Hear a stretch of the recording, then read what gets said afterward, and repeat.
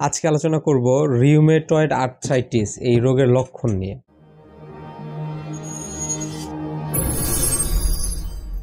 আমি এর আগের ভিডিওতে বলেছিলাম যে ইউকেতে টোটাল পপুলেশনের 1% রিউমেটয়েড আর্থ্রাইটিস, আর এটা হলো মানে একটা অটোইমিউনো ডিজিজ।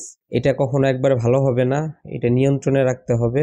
যদি নিয়ন্ত্রণে না রাখে এই রোগটা মারাত্মক আকার ধারণ করবে, আঙ্গুল টাঙ্গুল বাঁকা হয়ে যায়, এদিকে জোড়া টোড়া ছেড়ে যায়, হার্ট, লাং, চোখ আরও অনেক সমস্যা তৈরি হয়। বাংলাদেশে এক্স্যাক্ট ডাটা নাই, তবে আমরা যদি ধরি যে 1% আছে, তাহলে দেখেন টোটাল 1 লাখে 1,000, মানে 1 লাখ থাকলে 1,000 আছে, 10 লাখ থাকলে 10,000 আছে। তো এটা দুর্ভাগ্যের বিষয় হলো যেহেতু এটা জোড়ায় জোড়ায় ব্যথা থাকে।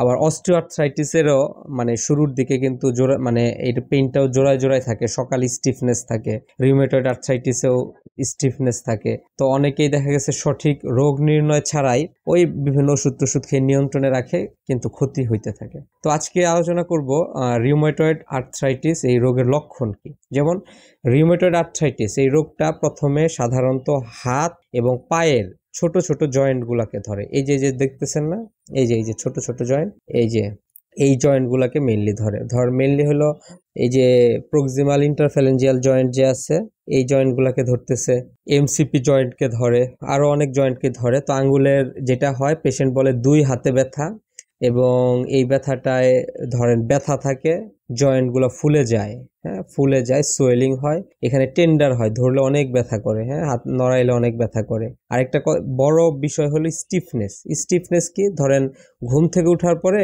এই যে এরকম আঙ্গুল সোজা করতে পারবে না, পায়ে ব্যথা আছে, পায়ের জোড়াইগুলাতে ব্যথা আছে, তো পাটাও এরকম সোজা করতে পারবে না, হ্যাঁ হাতে সমস্যা, পায়ে সমস্যা। এবং এগুলো কিন্তু ধরেন কাঁধের জয়েন্টকে ধরতে পারে, হাতের এই যে কনুইকে ধরতে পারে, পায়ের যে অ্যাঙ্কেল আছে অ্যাঙ্কেল জয়েন্টকে ধরতে পারে। তার মানে প্রথম কথা হলো কিন্তু সিমেট্রিক্যাল প্যাটার্নে ধরবে, ডান হাতেও ধরবে, বাম হাতেও ধরবে।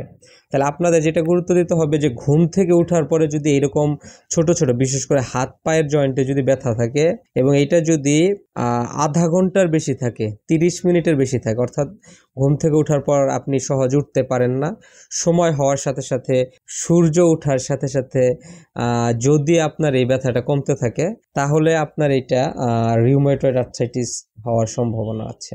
এরপরে কি হয় যে আমাদের কাছে যখন এরকম লক্ষণ নিয়ে আসে, আমরা পরীক্ষা করি, রক্তের পরীক্ষা করি। যেমন এই ব্যথাটা ধরেন কমপক্ষে 6 সপ্তাহ বেশি হইতে হয়, যে শুরু হয়েছে 1.5 মাস পার হয়ে গেছে, তখন আমরা চিন্তা করি হ্যাঁ রিউমেটয়েড আর্থ্রাইটিস, বাত ব্যথা হইতে পারে। এরপরে ধরেন আমরা রক্তের পরীক্ষা করি, সিবিসি বেশি থাকে, সিআরপি বেশি থাকে।